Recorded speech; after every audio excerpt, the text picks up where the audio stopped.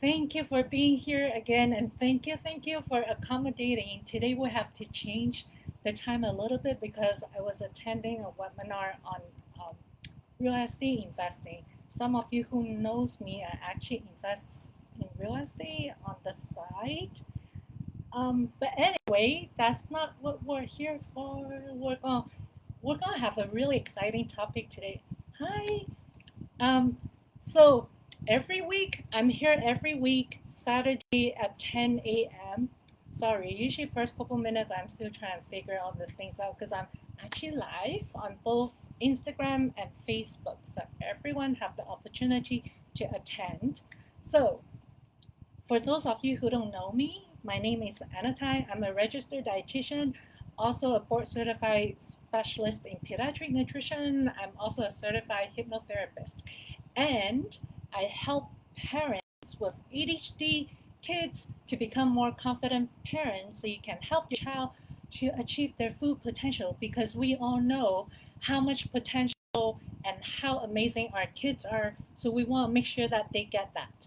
And I know parenting is very challenging because I also have a child with some learning challenges and that's why I'm here. I'm showing you well I made all the mistakes, so hopefully I'm able to guide you through this a lot easier and help you avoid some of the mistakes that I made. Like seriously, I'm pretty sure I have caused some major emotional damage in my child and I'm so feel so bad about that.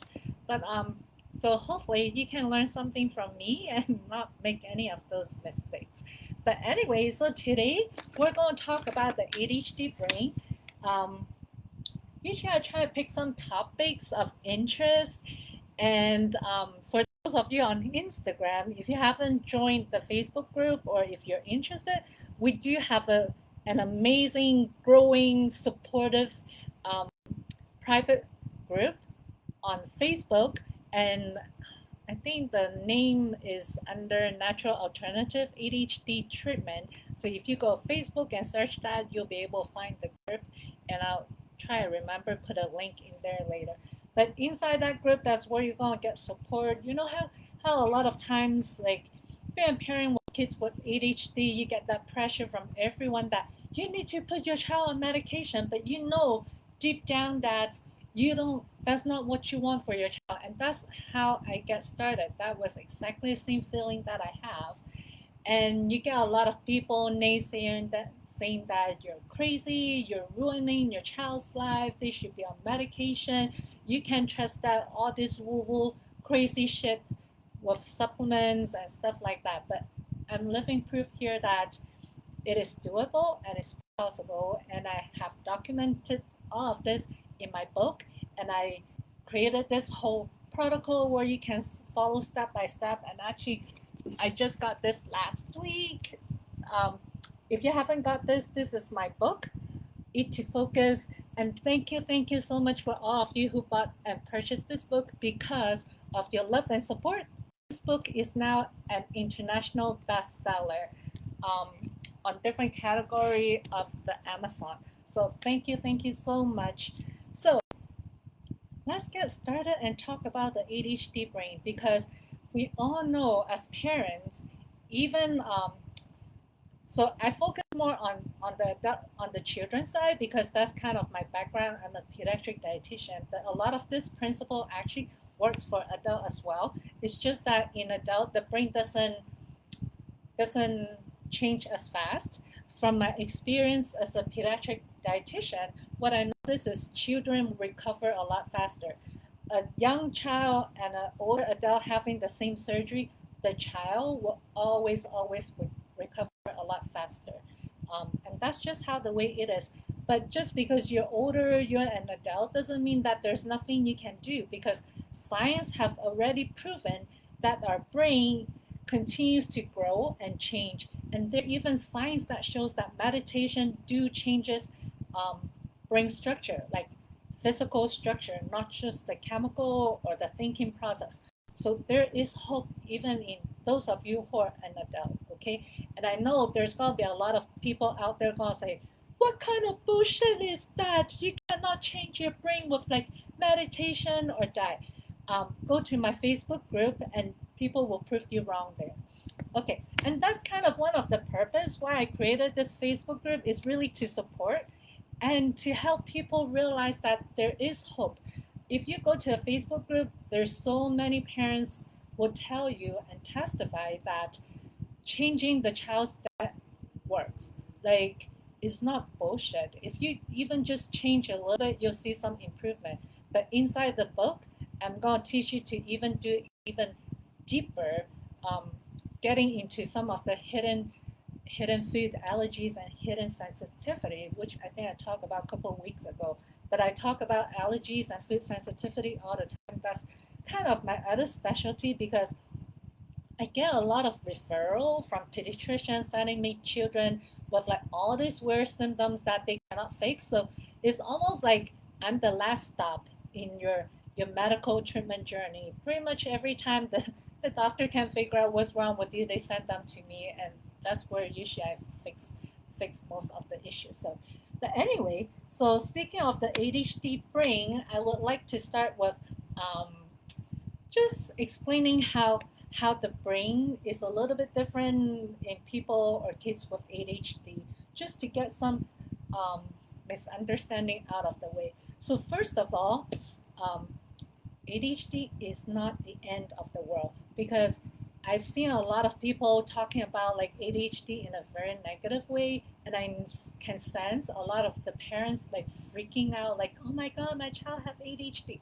That was exactly my same reaction when I first realized that my daughter might have ADHD, and I was just freaking out because I've been a dietitian for a while at that point, a pediatric dietitian, and I see a lot of kids on ADHD medication, and I know, like right away, if I take her to the doctor and told her doctor that I think my child have ADHD, they're going to immediately put her on medication. No testing, nothing. They're going to put her on medication, and I know all the side effects of the medication because I've seen those all the time.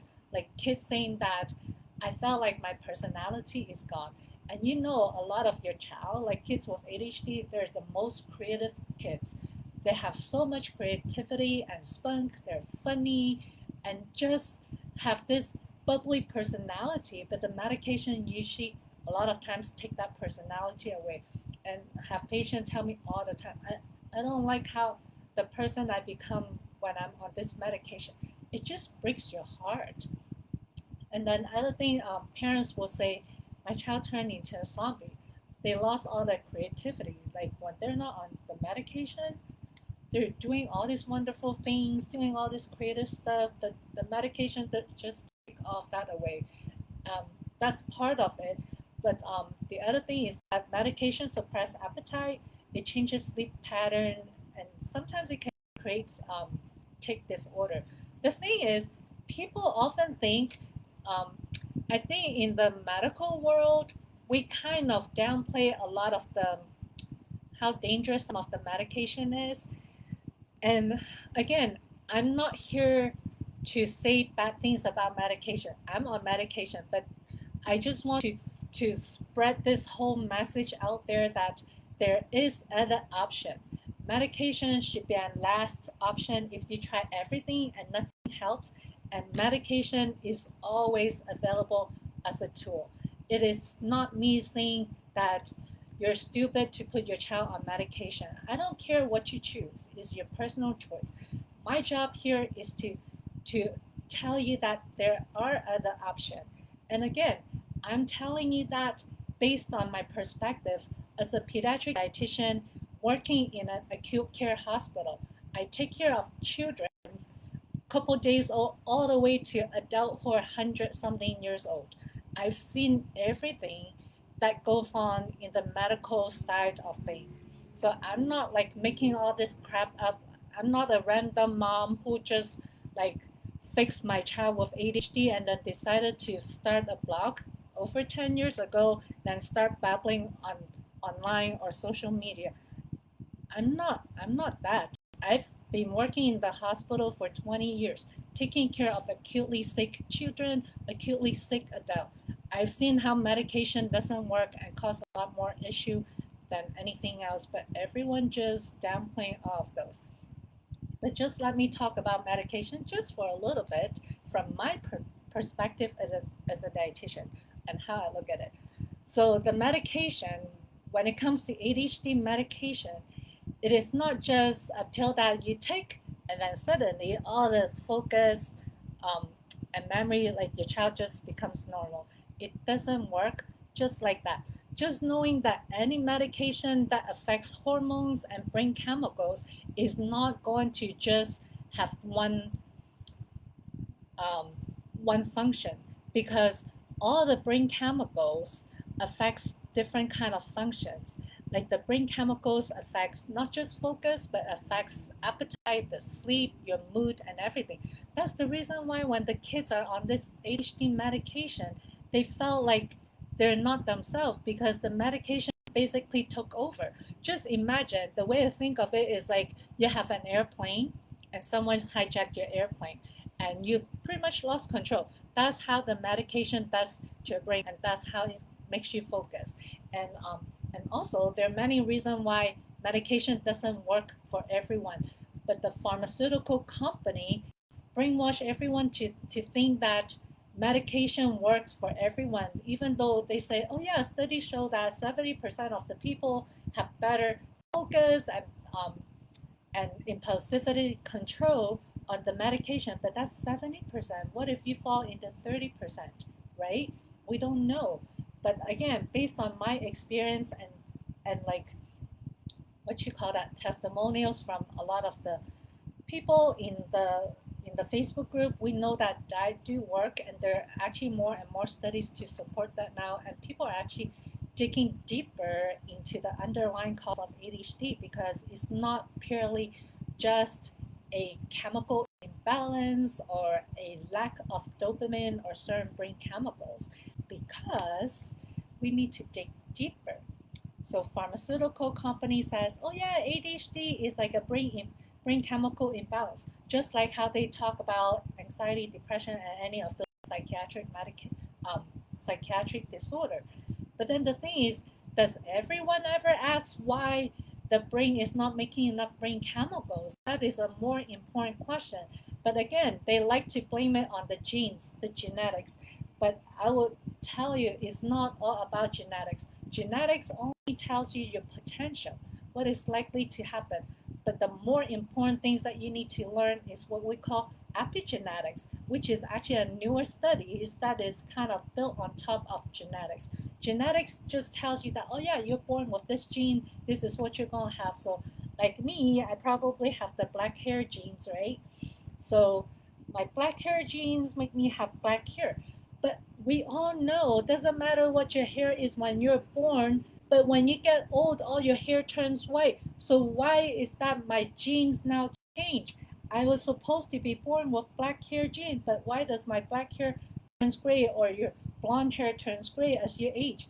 That's the part called epigenetics, because as we age, we don't utilize nutrients the same, or I don't really know all that whole aging process, but the fact that our genes can change based on the environment, that is the epigenetics, and that is the actual genetic stuff that you need to learn and to understand, because your environment, which include the food you eat, the air you breathe, the people that you surround yourself with, the conversation that you have around you, the things that you heard, all of that, your environment can change your genetics and change your body function and even change your hair color. So like some people, like let's see, right now I'm still 46 years old, so I have having some gray hair. But my friend in college, he started having gray hair when he's like 20s. So that's genetics too, right? Could be genetics. Maybe his family tends to have more gray hair when they're young. But everyone is different. So I just want to throw that out there to say that don't just assume everything is genetics and then put a stop to it. Because once you blame it on genetics, it's basically you put a stop and you gave up. So please don't do that, because your child has so much potential.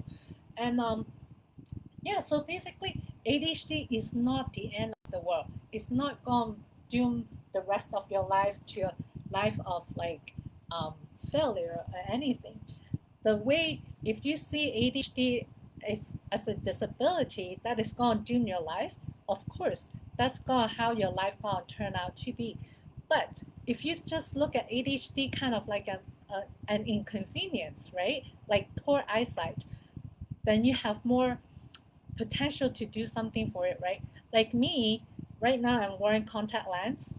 If I don't have my contact lens or my glasses, you don't want me to be driving because I will not see anything at all. My eyes are so bad. If I have no contact lens or not wearing my glasses, I'm literally blind. Like, but they still won't call me legally blind. But I'm so blind, I wouldn't even recognize your face this close.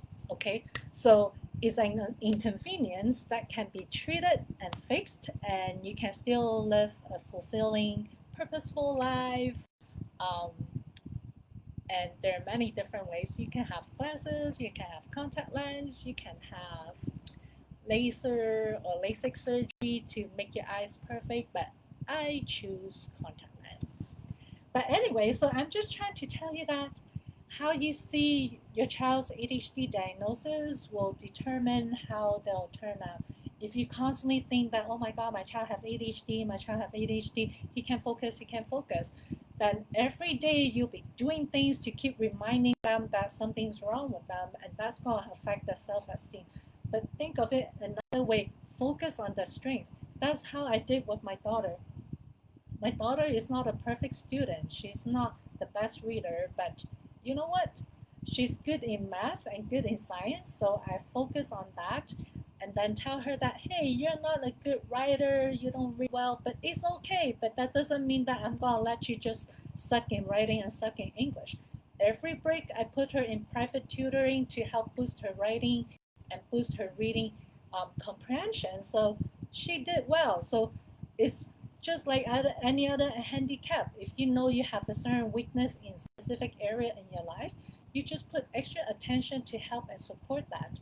So like in college, she's actually in a private college. Well, um, while she actually in Hawaii, she get into a very difficult, very competitive private school. She actually gets it. So that means that it worked. And then she went on to get a merit scholarship, and she went to Loyola Chicago University, and she almost double major. So she majored in biology and minor in math because she loved math so much. She minored in it. But but yeah, you focus on the strength, but also help them to boost the weakness. And one day, I can't remember when was that? Maybe last year or the year before. She called me. She was like so excited. She's like, Mommy, I get an A in like one of her writing class. So yeah, she was super proud of herself and she called me right away at that email. So yeah, it's something that um, what I'm trying to tell you is that it's nothing to be ashamed of and it's nothing to feel bad about because we just need to understand that we all have our weakness and we all have our strength. It's something that we need to recognize because I I remember because my daughter was asking me the other day. She's like, "Mommy, do you remember 20 years ago when you're doing your job interview? Like, what did you do? What did you prepare for it? Does she have a job interview coming up?" And I was like, "I don't remember, but all I remember was that I have to prepare this question, like, what are your strengths and what are your weaknesses? Because that's one of the questions that they frequently ask." And I was like, yeah, make a list of all your strengths and all your weakness. But when you talk about your weakness, don't talk about it like they're something really bad. Talk about it either in a positive way, like how your weakness is, how it relates to your strength, or maybe like me, one of my weakness that I used to talk about is that I'm absent-minded. And then now I think about it, it might be partially ADHD too, but I don't want you to put a label on myself. But anyway, so one of my weakness that I used to talk about during interview is that I tend to be absent-minded and daydreamy. And the way I explained to my interviewer is that yeah, because I'm just so focused on thinking of all these things, trying to analyze all these things, so I felt like I'm kind of absent-minded when someone try to tell me stuff. So I kind of talk about my weakness in a sense that it is not a disability, but more of an inconvenience. So yeah, something to think about when you're talking or help trying to help to support your child rather than saying, "Oh my God, you forgot your backpack again," or "Oh my God, you forgot to do this again." "Oh my God, why can't you sit still?" Right? Just say when they keep moving around, just say, "Hey, come back." Calmly tell them come back and sit down, or when they're having a hard time reading something, just help them. Okay, let's just calm down. Put your finger on the words, and then we'll read together. Okay, so yeah, just be calm.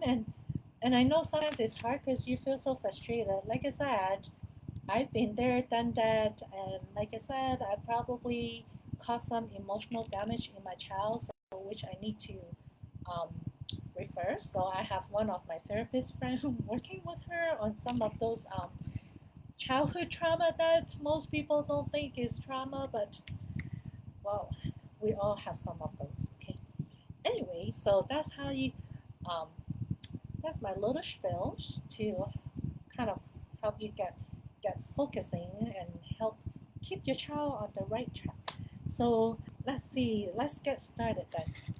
So we kind of know that ADHD is not a disability. We want to look at it as more of an inconvenience. And I know some of you probably like cursing at me like, yeah, it's easy for you to say because the school calling every day and telling me that they're threatening to kick my child out. Okay, I have experience like that too. My child is not the nicest one. Like I got a call at work one day, like afternoon, got a call from the school. They're like, we're gonna call the police and we're gonna arrest your child. And she was 8 years old. I was like, what? What the F you guys talking about? She's 8 years old. Why are you calling the police on my child?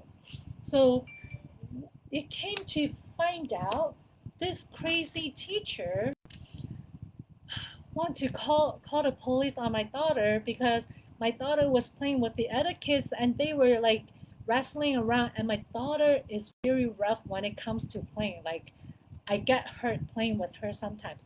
She bit the child on the arm, like, and she left a mark. You know, like sometimes you play, like even when I was little playing with my parents like to bite me just for fun, right? Like, so she did it on one of the girl and left a bite mark, and the teacher was like, "I'm calling the police. Your child just insulted this other student." Blah blah blah.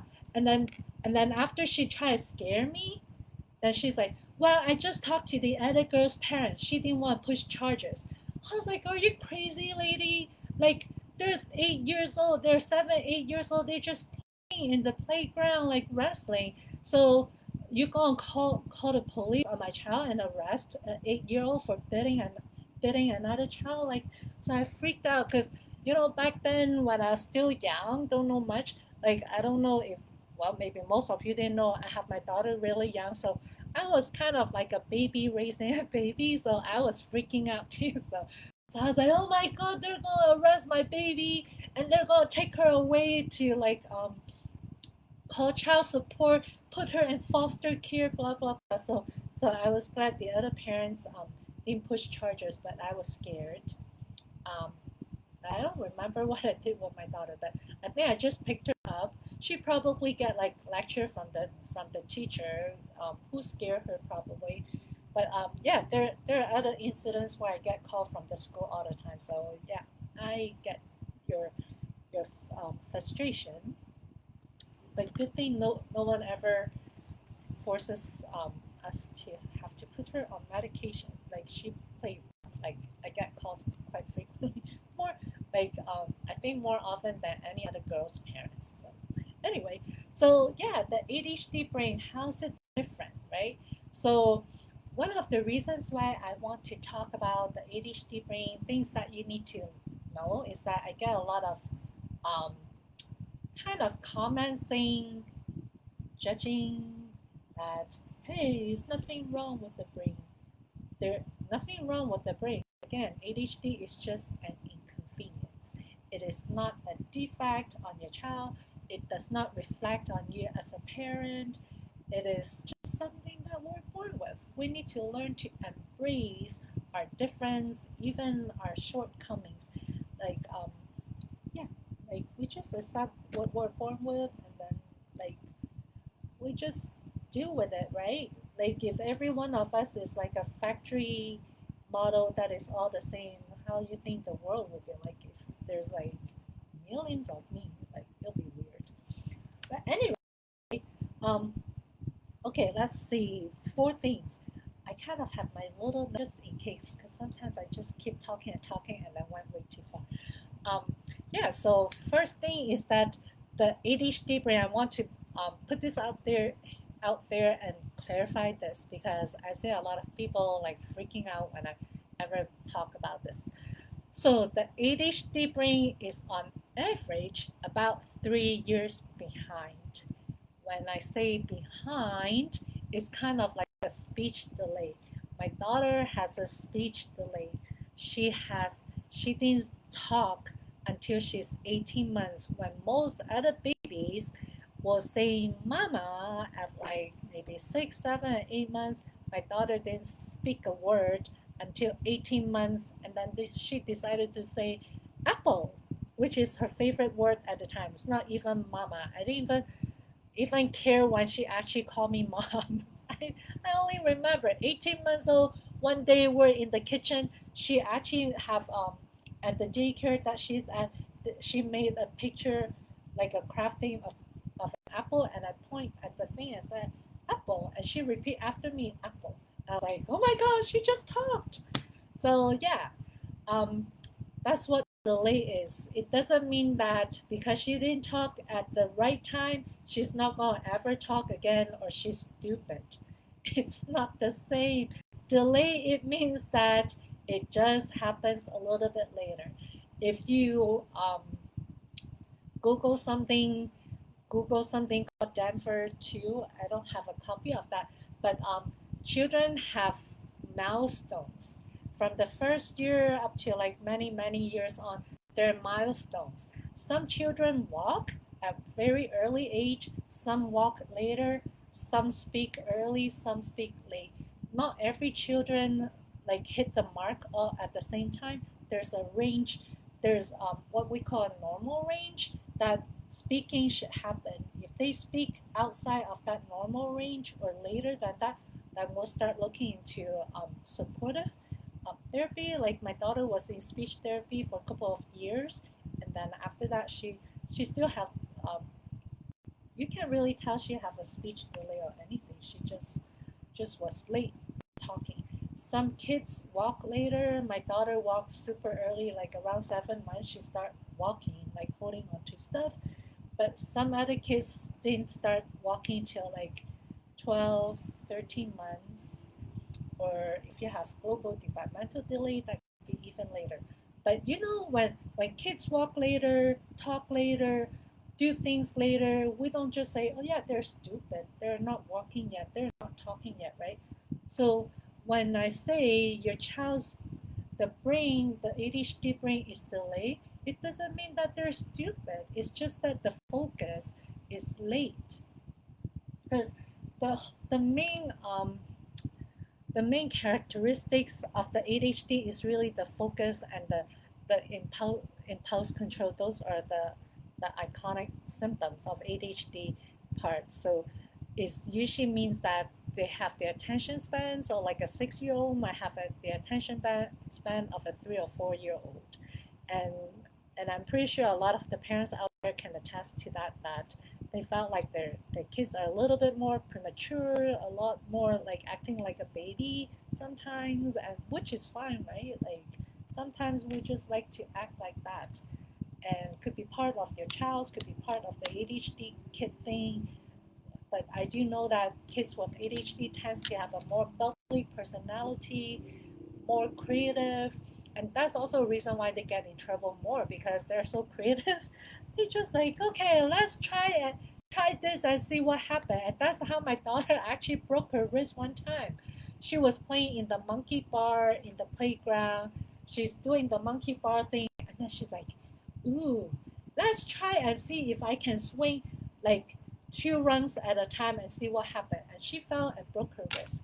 So it's just that they're more creative, more adventurous.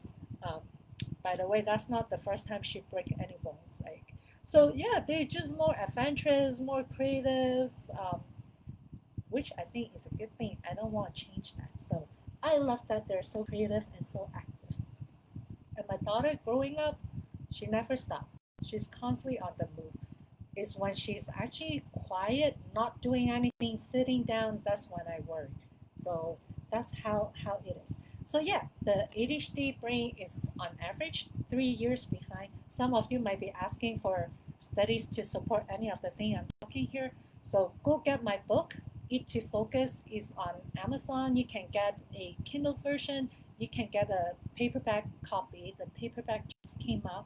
So all the studies, all the scientific reference is in the back. There are at least 8 pages of scientific reference. So if anything you want to ask me for the study, I'm not going to go search that for you. But if you really, really, really want to look for the studies, it's in my book. I don't have any of those studies listed anywhere on the website. It's all in the book. So you can get my book and search for the studies on your own. Okay, the other thing is that the ADHD brain also have a part that is a little bit smaller, mostly the prefrontal cortex, like this part here, which is the part that is associated with the executive function and also controlling impulsivity. So it's this part over here. And there's so it could be part genetics or it could be part environmental, like some kind of traumatic event that caused this part to shrink a little bit, because we do know that sometimes traumatic experience could cause brain changes. And and we see that a lot of times kids who are adopted from orphanage or kids who are premature tends to have higher incidence of ADHD. So again, some of you might have read my post about trauma. People often think that trauma is something traumatic, like physical abuse, sexual abuse, or witnessing something horrific, those kind of PTSD type or things like that. But a lot of times, trauma does not have to be dramatic. It could be something simply like living in an orphanage where they're constantly being ignored without that human contact. Um, they have to self-stimulate themselves, or being transferred from foster care to foster care, like that constant changing environment can be a traumatic experience. Parents separating, parents constantly fighting in front of the kids, all of those can be considered as traumatic experience for children and could cause brain changes, especially in the prefrontal cortex. So that's another thing. Um, Also, other things that makes the ADHD brain different will be um, the way the brain uses sugar. It's kind of, in a sense, the ADHD brain, the way it is not using sugar as efficiently is almost like the studies that they find with Alzheimer's. Actually, they're saying that Alzheimer's is almost like a of diabetes of the brain. So diabetes is a form of insulin resistance. So that's how the brain normally can only use sugar as energy. That's the only source of energy that the brain can use. But in rare situation, the brain tissue or the brain cells can actually flip and use fat as energy. And that's the reason why a ketogenic diet works for kids who have problem with seizure. So when they're put on a ketogenic diet where like majority of the calories or nutrients is coming from fat, it forces the brain to switch gear and start using fat as energy, because when the brain switch gear to use fat as energy, they found that it functions better, and especially specifically well for kids with seizure control. So that's one of the things that we do a lot on. That's what I used to do a lot with kids who have seizure, and they pretty much um, all the medication that I've tried, super high dose, the seizure still not under control. We do a ketogenic diet on these kids, and we also used to do a lot of ketogenic diet on kids who have mitochondrial disorder, but these are usually kids with very severe disabilities. So they most of the time they're not eating food at all. So it is easy because the diet is all a special ketogenic supplements that we don't need to do much. But in some cases you can do a ketogenic diet with food, but it requires a lot of very specialized training and like calculations to do that. So that's why like I've seen all these people doing ketogenic diet. I really question if they're actually doing correctly. So, but anyway, and number 4, the ADHD brain is low in brain chemicals. So I kind of touch on that a little bit when I'm talking about the ADHD medication. So the very one specific brain chemicals that they talk about that is associated with the lack of focus and lack of um, what's that inhibition is the dopamine. So the dopamine is a brain chemical that is involved in the reward center in the brain, and that's kind of like the same thing, same reason where we see a lot of addictive behavior in people with ADHD, and probably some of you might have talked to a provider that says, oh yeah, kids with ADHD or adult with ADHD tends to become drug addict when they grow up because they self-medicate themselves with drugs. It's kind of partially true because anything that can boost dopamine level can become addictive. So like people talk about sugar addiction or drug addiction, it's not because those substances are more addicting. It's just it is addicting to the right kind of brain. Because if you have a brain that is low on that specific chemicals, the dopamine, whenever you have any substance, food, drugs, alcohol, or whatever other things that can boost the dopamine and lift you up out of that bottom, it will be addicting to you.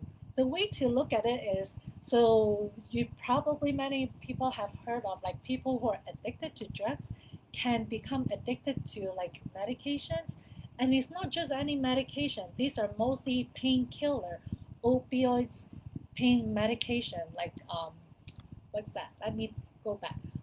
Oxycodone, fentanyl, morphine. So any of those, or codeine. So any of those pain medication that comes from opioids. So we call those the opioids medication. So a lot of these people um, tends to be addicted to those kind of pain medicine, right? Not things like your ibuprofen or Tylenol or acetaminophen. None of those medications. They are addicted, can be addicted to the opioids. But then the thing is, if the theory about drug is addicting, then we'll be in trouble. If that theory is right, right? Any one of you who have ever gone in surgery and put under, right? Like I have colonoscopy a few years ago, and my doctor have to put me under. They gave me propofol to put me under, so I'm completely out. If those kind of drugs are really addicting, then that means that once you touch it, you become an addict, right? So that means anyone who have ever gone into surgery, who have ever been put under general anesthesia, will become addicted to it, because if those drugs are so addicting, one try you'll become addictive, right? But it doesn't do it that way. It's the repeated hit of with that kind of opioids medication, plus a brain that is low on those chemicals, and these opioids give you that boost to bring you out of the darkness. That's what creates the addiction. So not everyone is going to be addicted to it. So yes, it's true. The opioids and certain food and certain drugs and alcohol can be addicting, not because the substance itself is addicting.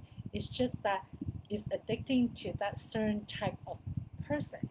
And again, it's the whole meaning and purpose of it. But I'm not going to spend too much time on that because is Because when people are addicted to drugs, alcohol, or sugar or food, it's not all about the chemicals, but it's also about like the psychological side where they're using those substances to suppress a feeling. So it's kind of like a self-medication, except that drugs are illegal, and if you have your doctor prescribe you those medicine, it's totally legal and it's fine. But they're doing the same thing, legal or not. Okay, so those are the four things. So now knowing that the ADHD brain in the kids is a little bit smaller, a little bit behind, a little bit low on brain chemicals, then what do we do, right? And this is where um, most of my book is focused on. That's the reason why it's called Eat to Focus, because there are things that we can do and change in our diet that can actually boost your focus. Because the purpose is that, again, as a um, pediatric dietitian, my job is to feed the child proper nutrition to support growth and development. So that's really majority of my job is like making sure the child grows, and I do a lot of what what I call catch up growth. So if I can help a premature baby catch up growth, a underweight child to catch up growth, I can help your child catch up growth up here, because when you feed this body, up here is being fed. So then knowing the defect um, or the deficiency of the ADHD brain, then now we can come up with a diet plan or nutrition therapy plan to support brain growth and support brain catch-up growth and development. So knowing that the brain is mostly fatty tissue, that means that we need to focus on a high-fat diet, because your body is going to need that extra fat to build more tissue in the brain to catch up with the growing.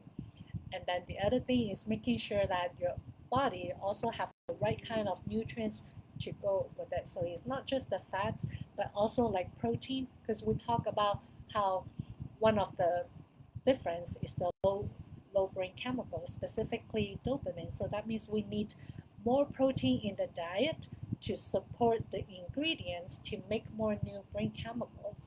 And dopamine are made from three different amino acids: tyrosine, phenylalanine, and tryptophan. So those mostly comes from animal protein. I'm not a big fan of a vegan diet, especially in young children, because it is so restricting. Um, so animal protein is the best source to get all of those amino acid needs um, met, and also healthy fats. So healthy fats, we're also talking about um, fats coming from fatty fish, like cold water fish, like what's that, salmon, probably butterfish, any of the fish in the cold water. Um, and then what else? Seeds and nuts. Yeah, seeds and nuts, those are also some healthy fats, but specifically, we actually want more of the omega-3 fatty acid, which actually a best source is coming from the fish. And the reason why is because the omega-3 fatty acid that comes from the fish is the active version, the version that the body can use right away, versus omega-3 fatty acid that comes from nuts and seeds, or what's the other thing it comes from? And flax seeds, because the flaxseed is the ALA, the alpha, the linoleic acid, and all of those. So that's like one step behind. So your body actually have to convert that plant version into the activated version. Then the brain can use it. And the other thing too is making sure that your kids actually is on a high fat, high um, high mineral diet. I've seen so many parents with good intentions feeding the babies like low fat diet, low salt diet. Like I've seen babies and young babies or toddlers with failure to thrive because parents like, oh yeah, I made everything from scratch. I don't use any oil. I don't put any salt in the food. And that's the mistake. Because babies are not adult. Babies are growing. They need fat. They need cholesterol to put in the brain because they're building new tissues every day. This the cell membrane around every new tissue is all made up of fats and cholesterol. Without fat cholesterol, you cannot make new tissue. And salt, but not just salt, but minerals in general. Your body needs minerals to conduct electricity.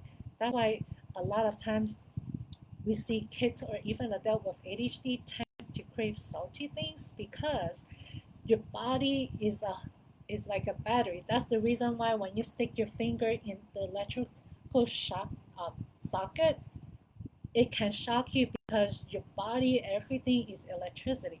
Your heart beating, that's all electricity impulses. So when it comes to electricity, you need minerals. You need all kinds of minerals, potassium, sodium, magnesium, copper, manganese, and all of those to create electrical impulses. Otherwise, your body will be kind of like running on distilled water. Nothing's going to happen. And that means you're dead. Okay. Um, yeah, that's the diet. And then the other part is we talk about how the ADHD brain doesn't do too well with sugar. So that means that we need to minimize the sugar that we put in. And I'm talking specifically about um, refined processed sugar, not so much the sugar carbs from food. So if you're eating fruits, vegetables, grains, stuff like that, those are totally fine. I know I might be kind of contradicting myself right now because in the inside the book I did talk about eliminating things like nuts, seeds, and grains. But that's only because if you're doing the elimination phase of the diet to try and find out what your child or what you are sensitive to, that's when you eliminate those grains, nuts, and seeds, and eggs, and things like that. But when you, after you did the elimination phase, you did the introduction phase, that's when, during the reintroduction, that's when you find out what you need to stay away from for long term. Like I have one parent, I think a child's like 14 or 16. They found out that that's exactly what they did. They did the whole elimination diet and then they reintroduced some of the food back and they discovered that the child can eat rice, but if they if she does eat rice, about 3 days later they'll start seeing some of the ADHD symptoms come back. So they try and minimize rice as much as possible, but they don't freak out like, oh my god, you just ate rice. But they just know that, okay, yeah, if you're gonna have rice, just know that in a few days you're gonna be a little bit off, but it's totally okay. All right. Yeah, so low sugar. So we're talking about sugar that comes from not so healthy choices or like candies, cookies, any kind of processed food and dessert that have a lot of sugar in it. um, I think there's a question. Sorry, I'm just stretching my legs because I think they're gonna go numb pretty soon, or actually getting to. I think there's a question in the post. Sorry, sometimes I don't answer all the question in the post because a lot of times I'm reading your post when I'm doing something else, so I just don't have the time to type the whole paragraph in there. But someone was asking about sugar, what kind of sugar is better to use.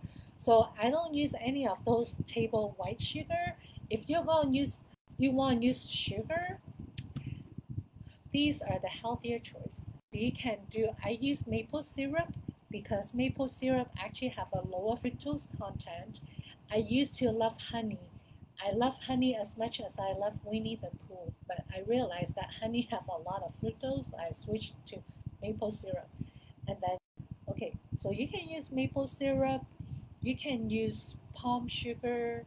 I think right now I have also raw sugar in it, but generally I don't even use sugar at all. The only time I use maple syrup is when I'm making my cashew milk, and I make that every 2 or 3 days, and I put a little bit of maple syrup in there just to add a little bit of sweetness so it tastes a little bit good. But other than that, I hardly use any sugar at all. If you can minimize that. Oh, other sugar that is really good to you, or maybe not sugar, I should use the word sweetener. Better sweeteners to use is actually stevia or monk fruit. So those are the reason why they're better is because they don't actually raise the blood sugar level. Um, so even though the few ones that I mentioned, like palm sugar, maple syrup, and what else did I say? I forgot. But anyway, the other ones that I talk about, those are much better option than regular table sugar. But just know that you, if you or your child have like an insulin resistance, or the it does, if you do eat those sugar and it does cause you to crash, then you should stay away from sugar.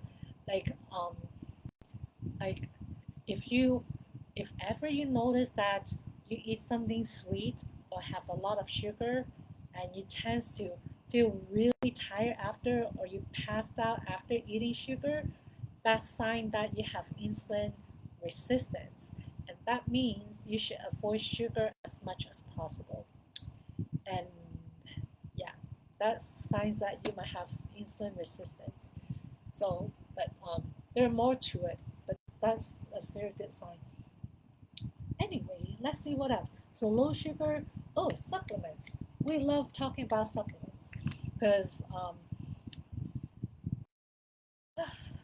the reason why I talk about a lot of supplements is because, like I said, pediatric dietitian, and I take care of a lot of kids with genetic disorder, and a lot of these kids have very rare genetics, um, very rare metabolic disorder where they cannot eat regular food. So what I do is that I help them come up with a special diet, which usually involve a very super specialized and super expensive formula that one or few ingredients or nutrients are missing. So my job is to make sure that when they're on this special formula, on this special diet, they get everything that they need. So we use a lot of like high dose of vitamins and minerals to support their missing function or the defective metabolic pathway in the body. So that's why like I see a lot of people commenting when I recommend certain supplements. They're like, "Oh my God, you're crazy! You're stupid! Like without testing, you're giving these people all this stuff." And from my experience, we do way higher dose than you can imagine. Like we use super high dose of supplements like vitamins and minerals in such high dose that it comes in prescription only form. Like the dose is so high you can't even get it in the outside any stores. You need a doctor prescription for that. Like carnitine, I recommend carnitine all the time, but if you talk to any other dietitians or people who don't have that background, they'll tell you that, oh yeah, it's a waste of time, it's a waste of money. Why you want to buy that? It doesn't work. Okay, carnitine, we use that all the time for people, especially on our kids who are on a ketogenic diet, is because carnitine is not made of bullshit. Like it is something that our body makes naturally in the body because its job is to push the fatty acid into the mitochondria to turn it into energy. And that's the reason why someone on a high fat diet, like a ketogenic diet, needs to be on, on a carnitine supplement. And again, the dose that we use in the hospital are like crazy high in our special patients. So like the ones that you get in the GNC, like 500 milligrams a day, 1,000 milligrams a day, that's like nothing. Like, it, yeah. So, but I use that a lot, not for people with ketogenic diet. Because on my other blog, I help people with weight loss. So I recommend a lot of my patients use that on a weight loss diet because it just helps to facilitate burning fat and increase metabolism. And then other things that we use very high dose of is like things like CoQ10 and I think CoQ10 and what's the lipoic acid because those are antioxidant that is actually in the electron transport chain in the Krebs cycle. I know some of you, I'm losing some of you now. inside the every cells there are tiny little things called mitochondria, or we call those like powerhouse. But inside a powerhouse, your body do need things like alpha lipoic acid and L-acetylcarnitine and also CoQ10 and SAMe. All of those is to help to support the function of the mitochondria. So that's basically what it is. So if we know that the ADHD brain is a little bit like not able to use sugar as energy as efficient, we need to find a way to boost the mitochondria function, and that's what we can use those kind of supplements in. And one of the supplements that I like a lot is called Juvenon. It is actually a supplement that is a combination of alpha lipoic acid, L-acetylcarnitine, and CoQ10. Um, is a specific combination that is designed by, his name is Bruce Amos, Dr. Bruce Amos. I think I can't remember what kind of doctor he is, but he's a doctor at UC Berkeley. So he came up with this. Actually, he came up with this formula for anti-aging, but because those same kind of nutrients are the same one that is used in the mitochondria for the brain, because the mitochondria is in every single cells have it. But he designed this specific formula called Juvenon um, for anti-aging, but it can be used also for brain function as well. Okay. Um, Other supplements that, if you follow my blogs or follow me or read my book, you'll see a lot that I usually recommend. The first 5 supplements that I will recommend everyone to start. You don't need to get any blood testing or anything like that. They're super safe. Number one, I always start on is omega-3 fatty acid. Um, Second one will be zinc. Third one will be magnesium. Fourth one will be um, B complex. Hi, Scott. B complex. Did I say all the 5? Omega-3 fatty acid, magnesium, zinc, B complex. Oh, and probiotics. So those are the 5 that I always start with. And I know it sounds like a lot, and I hear this all the time. My parents like, "Oh wow, that sounds like so much supplements to take."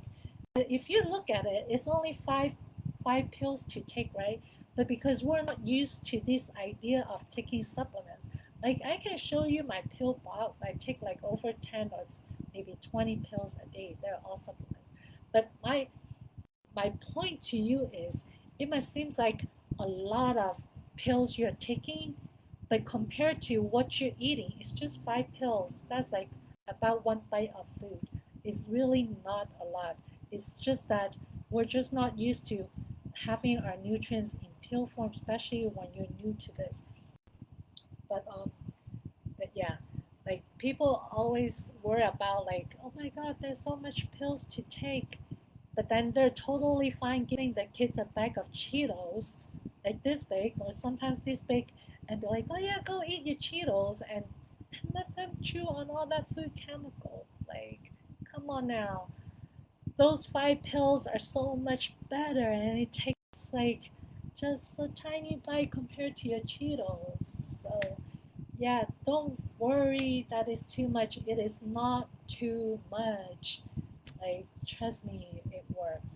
But anyway, um, that's it for today. Thank you so much, everyone, for your love and support. And if you haven't bought the book yet, go ahead. I'll put the link under. Go ahead and get the book. Read everything. Read it one time. Read it second time. Take a lot of notes and start implementing some of the things in it.